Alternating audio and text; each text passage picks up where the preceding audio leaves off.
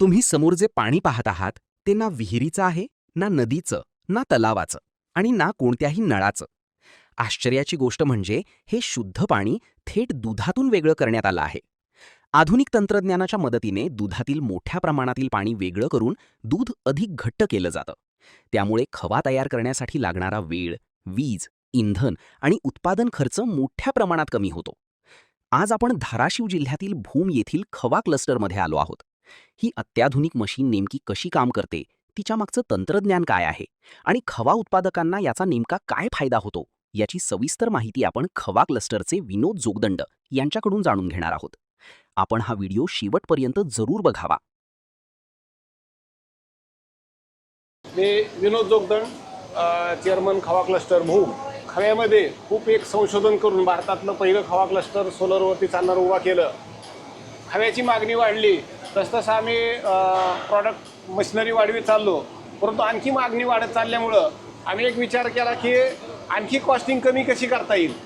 तर त्यासाठी दुधातून एक पाण्याचा जसा आरो असतो तसं एक दुधाचा आरो सिस्टमच्या माध्यमातून आम्ही हे पाणी आधी बाहेर काढतो.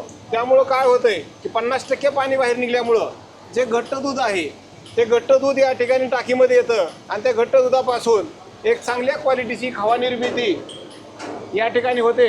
कारण लोकांची मागणी भरपूर आहे. मग दररोज एक आम्हाला 4 ते 5 टन खवा निर्मिती आम्ही या ठिकाणी करतोय. त्यासाठी आम्हाला खवातून पाणी घट्ट दूध जे आहे कंडेन्स मिल्क म्हणतो त्यापासून आम्ही खवा निर्मिती करतो. हे या ठिकाणी टाकीमध्ये आलेलं दूध येतं शेतकऱ्यांचं आणि ह्या दुधामधून इथं हे दूध इथं येते या ठिकाणी आणि इथं दूध आल्यानंतर ह्या टाकीमधून दूध पुढे जातं आणि इथं जे आहे या ठिकाणी 900 लिटर दूध येतं आहे, 900 लिटर पाणी बाहेर निघतं आहे. हे दोन्ही आकडे सांगतात. या ठिकाणी 900 लिटर दूध, 900 लिटर पाणी. आपण पाणी बाहेर पाहिलं आणि पाणी काढलेलं जे दूध आहे ते दूध या ठिकाणी आपल्याला पाहायला मिळेल. तर हे जे घट्ट दूध आहे हे घट्ट दूध या ठिकाणी येत आहे. म्हणजे आता जे मुळात जे कुठलंही दूध असतं नैसर्गिक त्याच्यामध्ये 50% पाणी असतं.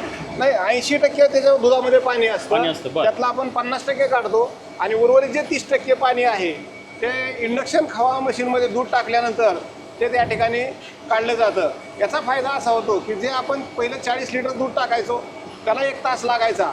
आता 40 लिटर दूध टाकल्यानंतर हे घट्ट दूध असल्यामुळे 80 लिटर दूध झालं. म्हणजे एकाच वेळी एकाच तासामध्ये 80 लिटरचा खवा या ठिकाणी तयार होऊ लागला. तेवढ्याच वेळेमध्ये तेवढ्याच कामगारामध्ये एक दुप्पट खवा निर्मिती या ठिकाणी होऊ लागली. त्यामुळे प्रोडक्शन कॉस्ट ही एकदम निम्यावरती येऊन जाईल. बरं, आता पुढे आपल्याकडे काय काय प्रोडक्ट तयार होतात? हा खवा होतो आणि 1 नंबर खवा तयार होतो. हा जो खवा आहे हे एकदम म्हशीचा जसा खवा असतो रवाळ खवा, हा रवाळ आणि दाणेदार खवा या ठिकाणी तयार होतोय. या खव्याला खूप मोठ्या प्रमाणात मागणी आहे मार्केटला. आता आमच्याकडं 4-4, 5-5 टनाची रोज मागणी आहे. बाहेर राज्यातनं पण मागणी आहे. तर अशा पद्धतीचं हा खवा तयार होतो.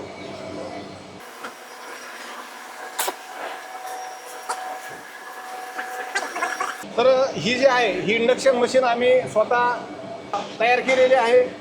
भारतात प्रथमच या खव्यासाठी या सोलरवरती खवा तयार करण्यासाठी इंडक्शन मशीनचा आम्ही वापर केला. आता ही जी मशीन आहे ही मशीन एकदम चालवण्यासाठी सोपी आहे. आता एकाच वेळी याच्यामध्ये 40 लिटर दुधाचा खवा तयार होतो.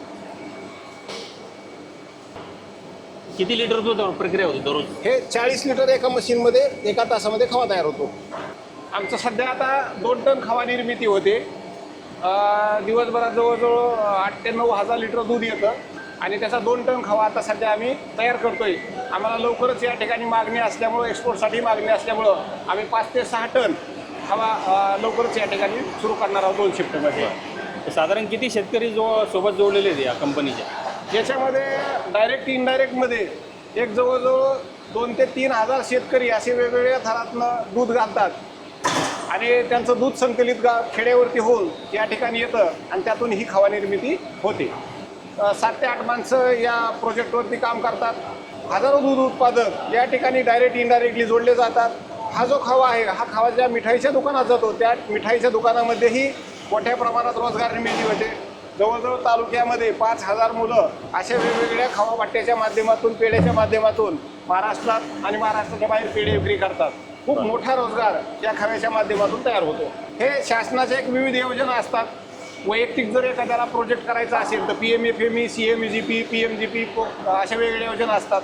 जर फार्मर प्रोड्युसर कंपनीला जर काही उद्योग करायचा असेल तर पोखरा आणि स्मार्ट अशा योजना आहेत. जर हा उत्पादक असे मोठ्या प्रमाणावर एकत्र करून, हा 150 खा उत्पादकांना आम्ही एकत्र करून ही क्लस्टर योजनेमध्ये हा प्रोजेक्ट आम्ही सुरू केलेला आहे. साधारण किती वर्ष लागले पूर्ण उभारणी करण्यासाठी? आमचं आता 5-6 मागील 7-8 वर्षापासून चालू आहे. सुरुवातीला 2015ला याची सुरुवात केलेली होती. जसजसं आम्ही काम वाढेल तसतसंही डेव्हलपमेंट आमची वाढत चाललेली आहे. ही जी मशीन आहे ही पूर्वी ही मशीन नव्हती. पूर्वी बॉयलरवरती मशीन असायच्या, खवा निर्मिती व्हायची. पण आम्ही स्वतः ही जी मशीन आहे ही स्वतः मशीन तयार केलेली. या ठिकाणी किती 28 अँपियर पॉवर आहे. इथं कमी जास्त पॉवर आपल्याला जेवढी पाहिजे तेवढी पॉवर या ठिकाणी ठेवू शकतो. या ठिकाणी बंद करणे, चालू करणे आणि हिटिंग जर बंद करायची असेल तर बटन दाबलं, चालू करायची असेल बटन दाबलं, एकदम चालू सोप्या पद्धतीनं सहज कुणालाही चालू करता इतके एवढी ही चांगल्या पद्धतीचं मशीन आम्ही डिझाईन केलेली आहे.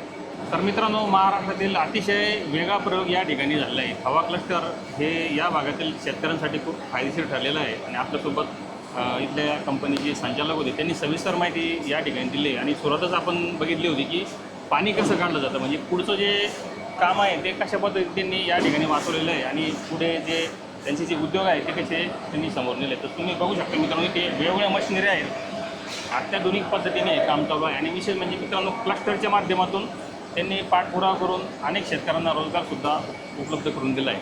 तर मित्रांनो, हा व्हिडिओ तुम्हाला कसा वाटला आम्हाला जरूर कळवा. धन्यवाद. आता ही मशीन खवा निर्मिती करते, चालते कशी या ठिकाणी पाहायला मिळेल. आता ही मशीन कशी तयार होती आणि त्या मशीनचं काय वैशिष्ट्य आहे हे आपण प्रत्यक्ष या भूमी MIDC मध्ये दुसऱ्या प्लॅन्टवरती आपण पाहू. बरं.